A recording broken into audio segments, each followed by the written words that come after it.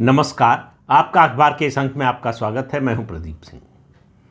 आज बात करेंगे वक्फ एक्ट, जो वक्फ का बिल आया है संसद में, जिसको भारत सरकार ने, मोदी सरकार ने भेज दिया है जेपीसी को, ज्वाइंट पार्लियामेंट्री कमेटी को। और आपको मालूम है ज्वाइंट पार्लियामेंट्री कमेटी जो है दोनों सदनों की होती है, लोकसभा और राज्यसभा के सदस्य होते हैं और सभी दलों के सदस्य होते हैं। और इसमें खास ख्याल रखा गया है कि ऐसे लोगों को भी रिप्रेजेंटेशन दिया जाए। वैसे तो होता है अनुपात के आधार पर, सदन में आपकी पार्टी के सदस्यों की संख्या कितनी है उसके अनुसार तय होता है। लेकिन एक एमपी वाली पार्टी असदुद्दीन ओवैसी की पार्टी से उनको जो है इस जेपीसी का सदस्य बनाया गया है। तो इससे आप अंदाज़ा लगा सकते हैं कि सरकार कितनी ईमानदारी के साथ और कितने व्यापक प्रतिनिधित्व का इसमें इस्तेमाल कर रही है कि ज़्यादा से ज़्यादा लोगों की राय आए, जो लोग इससे संबंधित हैं उनकी भी राय आए, जो इस बारे में जिनके ऐतराज़ हैं या समर्थन करते हैं उनकी भी राय आए। ये तो हुई एक बात। लेकिन इस आगे बात मैं आज जो करने वाला हूँ वो करूँ, उससे पहले एक बात जो कहते हैं वैधानिक चेतावनी, वो आपको दे दूँ। ऐसा है कि एक्ट को छोड़ दें, अभी वक्फ की जब बात करें इस मुद्दे की, तो आप एक बात अच्छी तरह से समझ लीजिए और अपने साथी दोस्तों को भी बताइए कि इस कानून का या इस कानून में संशोधन का इस्लाम से कोई संबंध नहीं है। इस्लाम के पक्ष या विरोध में इससे कोई मतलब नहीं है। मुसलमानों के पक्ष या विरोध से इसका कोई मतलब नहीं है। एक फिर आप कहेंगे कानून क्यों है? वक्फ जो है वो एक अलग चीज़ है, उसका इस्लाम में जिक्र है कि नहीं उसमें नहीं जाऊंगा, वो जो इस्लामिक स्कॉलर हैं उन पर छोड़ देते हैं। आज बात करते हैं सिर्फ वक्फ बोर्ड और वक्फ एक्ट की, जो समय समय पर कानून बने। 1954 से में बना कानून, उसके बाद से संशोधन होते रहे और संशोधनों के जरिए जो है उसका स्वरूप बदलता रहा। तो ये एक्ट है क्यों? पहले तो उसका मूल उद्देश्य समझिए। दो तरह के उद्देश्य हैं, एक कानूनी, एक राजनीतिक। कानूनी उद्देश्य ये है कि वक्फ की गई जो प्रॉपर्टी है, संपत्ति है, उसका प्रबंधन कैसे हो। ये कानून सिर्फ उसके लिए है। वक्फ सही है, गलत है, इस्लाम में है, नहीं है, इन सब बातों का इस एक्ट से, इस कानून से कोई संबंध नहीं है। ये कानून सिर्फ जो है वक्फ की गई संपत्तियों के प्रबंधन और बेहतर प्रबंधन के लिए है, और इस तरह से प्रबंधन हो कि उसका लाभ गरीब मुसलमानों को मिल सके। तो ये जो प्रचार हो रहा है कि ये मुसलमानों पर बड़ा अत्याचार होने जा रहा है, मुसलमानों के खिलाफ है, ये इस्लाम के खिलाफ है, इस बहकावे में, इस दुष्प्रचार में मत आइए। जैसे सीएए के साथ हुआ कि भारत में जो मुसलमान हैं उनकी नागरिकता छीन लेंगे, ये बिल्कुल झूठा प्रचार था और वो सामने भी आ गया लोगों को। ये अलग बात है कि अब भी बहुत से लोग उसको मानने को तैयार नहीं हैं, क्योंकि उनको उस तरह से सिखाया जाता, पढ़ाया जाता है, उनको उस तरह से उनके दिमाग को बदलने की कोशिश होती है, जिसको ब्रेन वॉशिंग कहते हैं, वो करने की कोशिश होती है। तो अभी सीए की बात नहीं कर रहे हैं, अभी केवल वक्फ एक्ट की बात कर रहे हैं, जो संशोधन विधेयक आया है संसद में। तो पहली बात तो ये, इसका इस्लाम या मुसलमानों के विरोध से कोई ताल्लुक नहीं है। ये कानून बना क्यों? प्रश्न ये है। तमाम ऐसे मुस्लिम देश हैं, इस्लामी देश हैं, जहां वक्फ का कानून नहीं है, लेकिन भारत सेकुलर देश है, फिर भी वक्फ का कानून है। क्यों बनाया गया? मुस्लिम वोटों की खातिर, मुस्लिम तुष्टीकरण की खातिर। और मुस्लिम तुष्टीकरण की मैं बार बार जब ये शब्द इस्तेमाल करता हूँ तो ये स्पष्टीकरण उसके साथ देता हूँ कि मुस्लिम तुष्टीकरण की जब बात मैं कर रहा हूँ तो मैं आम मुसलमान की बात नहीं कर रहा हूँ। इस मुस्लिम तुष्टीकरण की राजनीति से इस देश के आम मुसलमान को कुछ नहीं मिला है, नुकसान के सिवा कोई फ़ायदा नहीं हुआ है।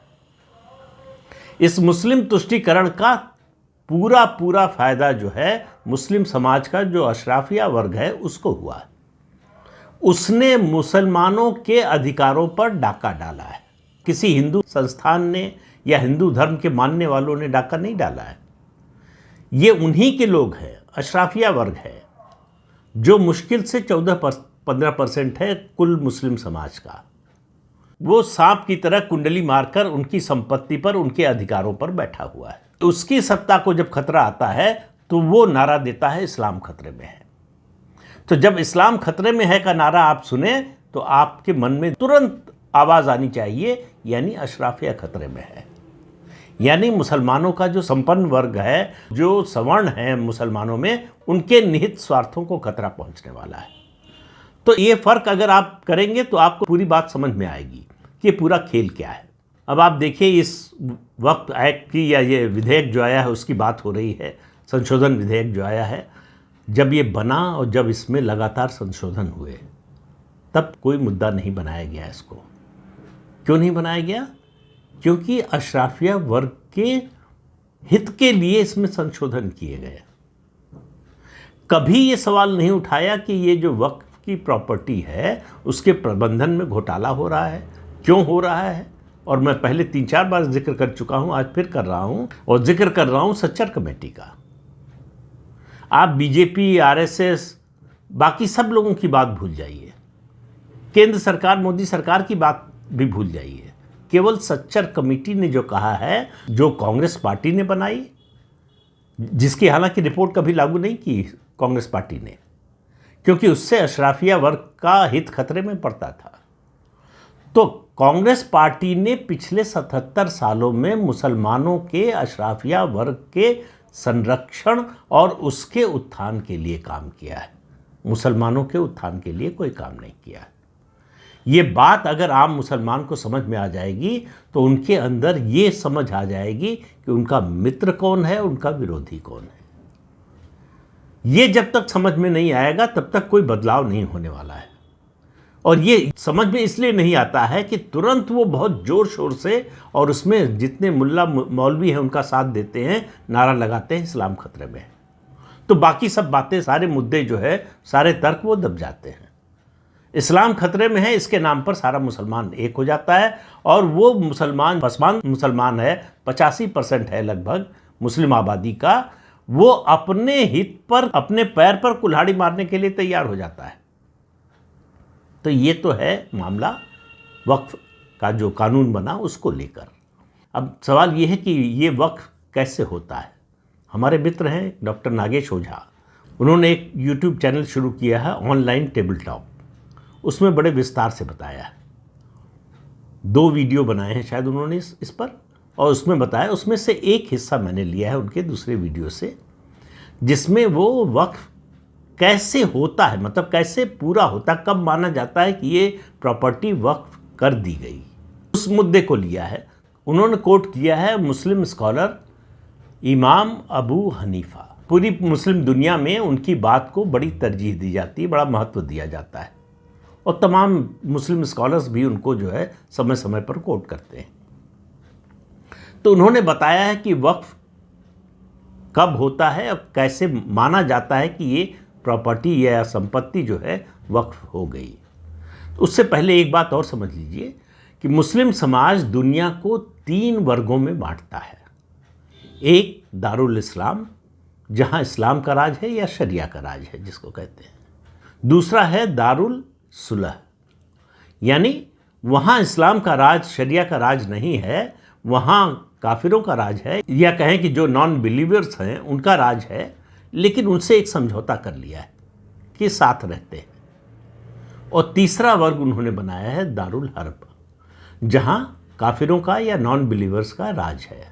उद्देश्य ये होता है कि इन दोनों को एक दिन दारुल इस्लाम में बदलना है। ये अगर आप जानते हैं तो आपको समझ में आ जाएगा कि समस्या की जड़ क्या है, ये समस्या क्यों हो रही है इस्लाम को लेकर, मुसलमानों को लेकर। और मैं जानबूझकर हिंदुओं का नाम नहीं ले रहा हूँ।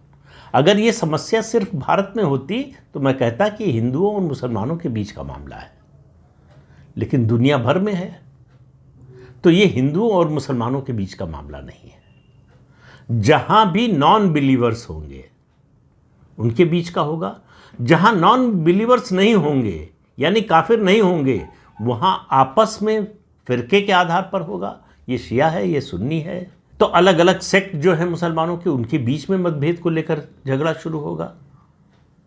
तो ये झगड़ा आप पूरी दुनिया में देख रहे हैं। ये मतलब कोई भविष्यवाणी मैं नहीं कर रहा हूँ, ये दुनिया भर में आप होता हुआ देख रहे हैं। इसलिए इस कानून को अगर समझना, जो हो रहा है उसको समझना है, तो हनीफा साहब की बात को आपको ध्यान से सुनना पड़ेगा। उन्होंने कहा कि मुसलमान को ही हक है वक्फ करने का। अब आप देखिए मुस्लिम तुष्टीकरण की राजनीति के लिए कैसे खेल हुआ।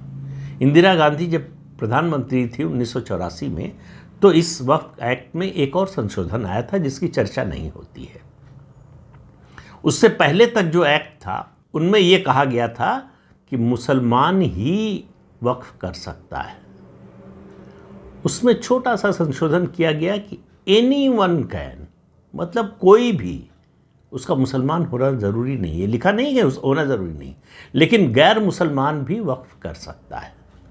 यानी हिंदू, क्रिश्चियन, सिख, ये सब, बौद्ध, जैन, ये भी वक्फ कर सकते हैं, जो कि इस्लाम के मुताबिक नहीं है। हनीफा साहब का कहना यह है कि अगर कोई व्यक्ति, कोई मुसलमान हो या कोई भी हो, वो अपनी संपत्ति पर, अपनी ज़मीन पर एक मस्जिद की तामीर करता है, तो वो मस्जिद की तामीर होने के बाद उस पर उसका मालिकाना हक उस ज़मीन पर ख़त्म नहीं होता है।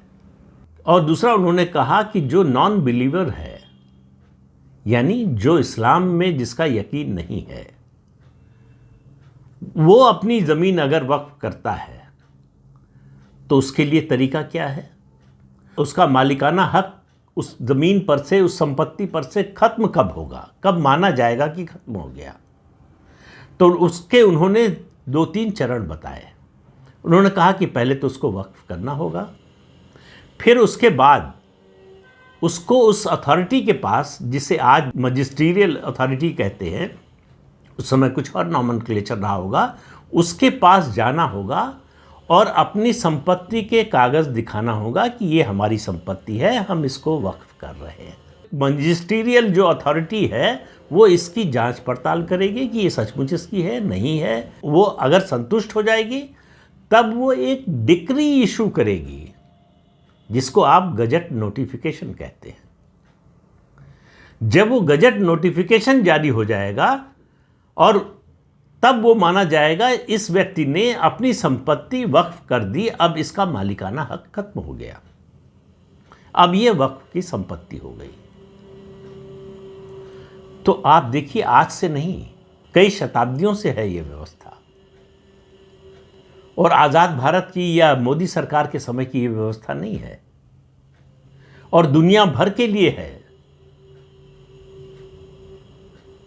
जहां जहां भी वक्फ की संपत्ति है उन सब के लिए है।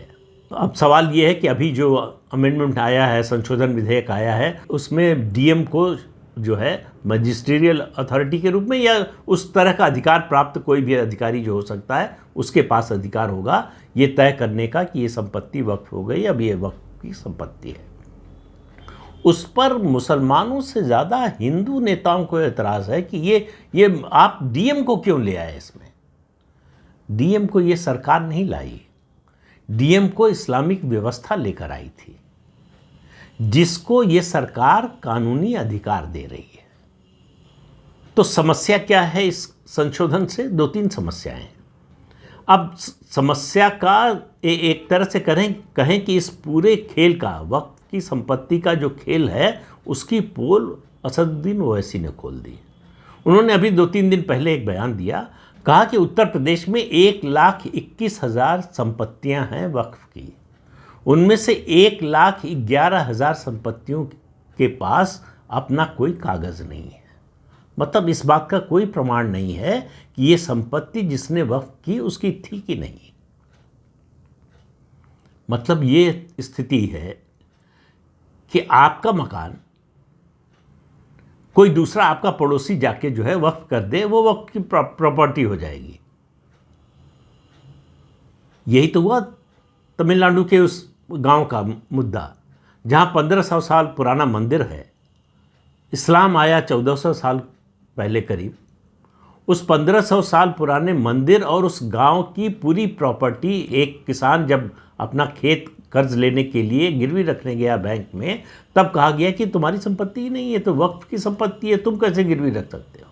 तो किसान वो अपनी संपत्ति गिरवी नहीं रख सकता, लेकिन वक्फ जो है उसकी संपत्ति पर अधिकार जता सकता है। और जो है वहाँ बैंक अथॉरिटीज़ ने, उसके बाद जो है मजिस्ट्रेट ने मना कर दिया कि आपकी संपत्ति ही नहीं है। आखिर जो है हाई कोर्ट से जाकर राहत मिली। मैं समस्या की बात कर रहा था कि असल में समस्या क्या हो रही है। समस्या केवल एक हो रही है, वैसे तो कई हैं लेकिन केवल एक, कि कानून का राज स्थापित करने की कोशिश हो रही है कि देश में जो कुछ भी होगा वो संविधान और कानून के तहत होगा। तो कानून के तहत क्या होगा कि भाई आप अपनी संपत्ति को वक्फ करना चाहते हैं, स्वागत है, कोई नहीं रोक रहा है, कोई कानून नहीं रोक रहा है, ये संशोधन भी नहीं रोक रहा है। लेकिन पहले आपको ये तो बताना पड़ेगा कि ये आपकी संपत्ति है। आप अपने पड़ोसी की संपत्ति थोड़े वक्फ कर सकते हैं। और अपनी संपत्ति के बारे में भी आप मजिस्ट्रेट के पास जाएंगे, इस बात के प्रमाण देंगे कि आपके पास ये जो संपत्ति आप वक्फ कर रहे हैं वो दरअसल आपकी है। उसके बाद मजिस्ट्रेट एक डिक्री इशू करेगा, तब माना जाएगा कि ये संपत्ति को वक्फ करने की जो प्रक्रिया है वो पूरी हो गई। अब ओवैसी साहब की बात सुनिए, वो कह रहे हैं कि 1,21,000 में से 1,11,000 के पास कोई कागज़ ही नहीं। इसका मतलब बड़ा सीधा सा है, उनको डर क्या लग रहा है कि 1,11,000 संपत्तियां दरअसल वक्फ की रही नहीं जाएंगी। तो एक दूसरा खेल किया गया था इस बीच में, वक्फ बाय यूजर, कि आपकी संपत्ति है, आपकी संपत्ति मुस्लिम समाज का कोई व्यक्ति इस्तेमाल कर रहा है 5 साल, 10 साल, 15 साल, 20 साल से, तो वो उसका मालिक हो गया और उसको वो वक्फ कर सकता है, उसका अधिकार है वक्फ बाय यूज़र। यानी आप इस्तेमाल कर रहे हैं, आपको लीज पर ज़मीन मिली है, आपको किराए पर ज़मीन मिली है या संपत्ति मिली है कोई, तो आप उसको वक्फ कर सकते हैं, ये आपको अधिकार मिल गया वक्फ बाय यूज़र। तो इस सब से आप बताइए मुझे कि अगर ऐसा हो जाएगा कि वक्फ बाय यूज़र का कानून खत्म हो जाएगा, जो प्रस्ताव है डीएम तय करेगा, डिक्री इशू होगी, तब वक्फ को पूरा माना जाएगा, इससे आम मुसलमान का क्या नुकसान होगा? आम मुसलमान के पास तो कोई संपत्ति ही नहीं है जिसको वो वक्फ कर सके। और जो वक्फ बोर्ड बना है, वक्फ की संपत्तियां हैं, उसमें कितना घोटाला हो रहा है, कितना बड़ा घोटाला हो रहा है, ये सच्चर कमेटी ने बताया। उसकी बात करते हुए आप कभी असदुद्दीन ओवैसी और उनके साथियों को नहीं सुनेंगे, क्योंकि खुद असदुद्दीन ओवैसी के पास वक्फ की कितनी संपत्ति है इसका पता तो अब आने वाले समय में लगेगा, जब कागज़ मिलेगा। वो जो नारा था कागज़ नहीं दिखाएंगे, वो नहीं चलने वाला। कागज़ तो दिखाना पड़ेगा। जब आप पूछेंगे, कागज़ पूछेंगे कि भगवान राम का अयोध्या में इस स्थान पर जन्म हुआ था, उसका कागज़ दिखाइए, तो आप जिस संपत्ति को अपना बताकर आप दान कर रहे हैं, वक्फ कर रहे हैं, उसका कागज़ तो क्यों नहीं दिखाएंगे आप? और वो कागज़ क्यों नहीं मांगा जाना चाहिए?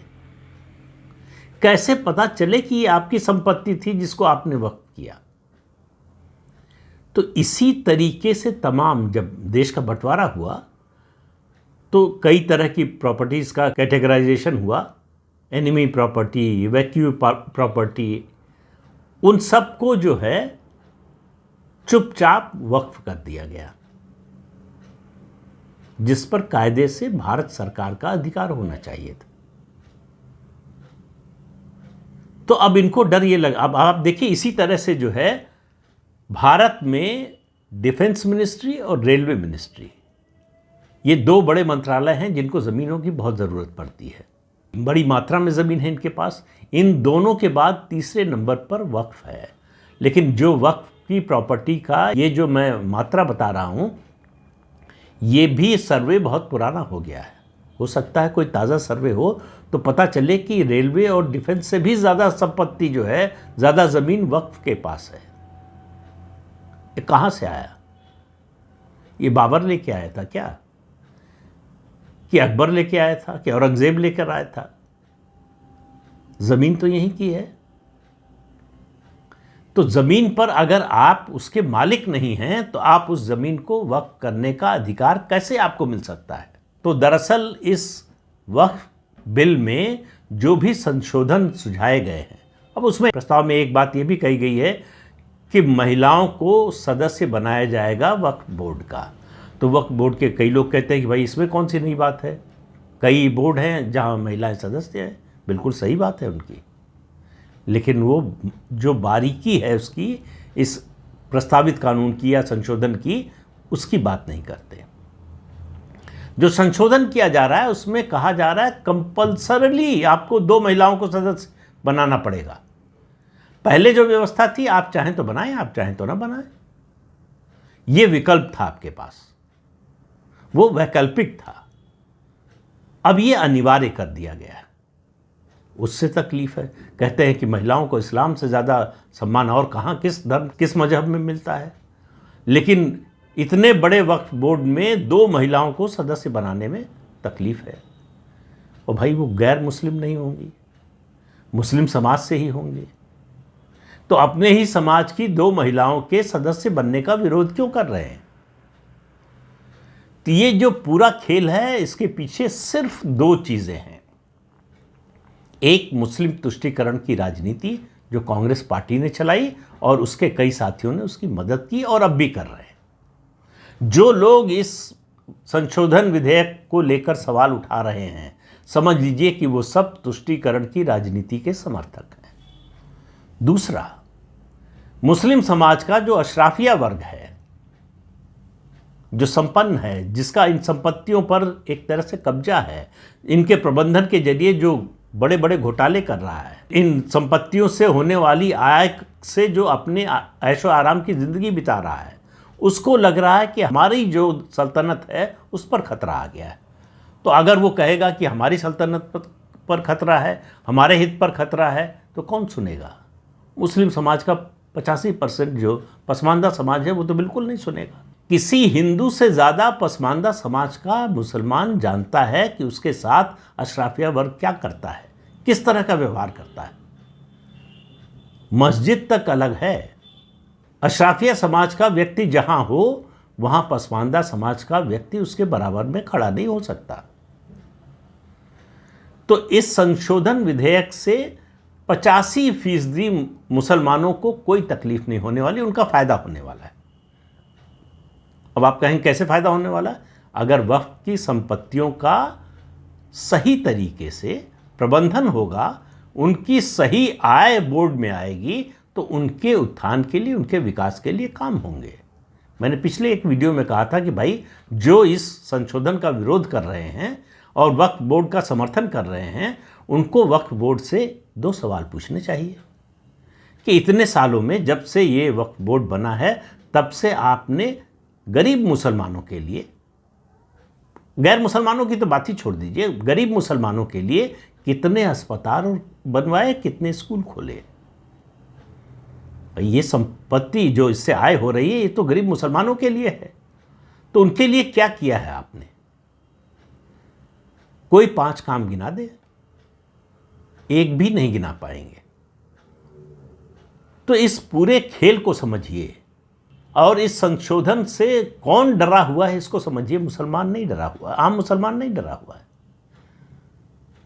जिसके वेस्टेड इंटरेस्ट पर खतरा नजर आ रहा है उसको वही डरा हुआ है। उसे लग रहा है कि इतने दिन से जो मौज कर रहे थे वो मौज खत्म होने वाली है।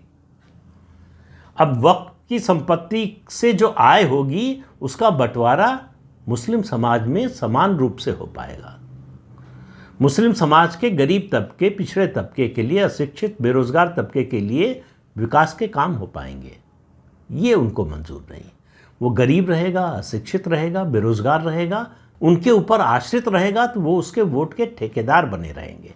वो उसके वोट के ठेकेदार बने रहेंगे तो जो तुष्टीकरण की राजनीति कर रहे हैं उनको इन थोड़े से लोगों को मैनेज करना आसान हो जाएगा। ये आसानी खत्म होने जा रही है इस संशोधन विधेयक से। समस्या यहीं पर है, तकलीफ यही है। तो इन बातों को आप समझिए तो आपको पूरा खेल समझ में आएगा। तब आपको समझ में आएगा कि दरअसल ये जो संशोधन विधेयक आया है ये मुसलमानों के हित में है या उनके विरोध में है, उनके हित के विरोध में है। इसी के आधार पर तय कीजिए कि आपको इस संशोधन विधेयक का समर्थन करना है या विरोध करना है। तो इस अंक में इतना ही, अगले अंक में फिर मिलेंगे किसी नए मुद्दे के साथ। तब तक के लिए अनुमति दीजिए। आपसे अनुरोध है कि चैनल देखिए, शेयर कीजिए, लाइक कीजिए और सब्सक्राइब जरूर कीजिए। नमस्कार।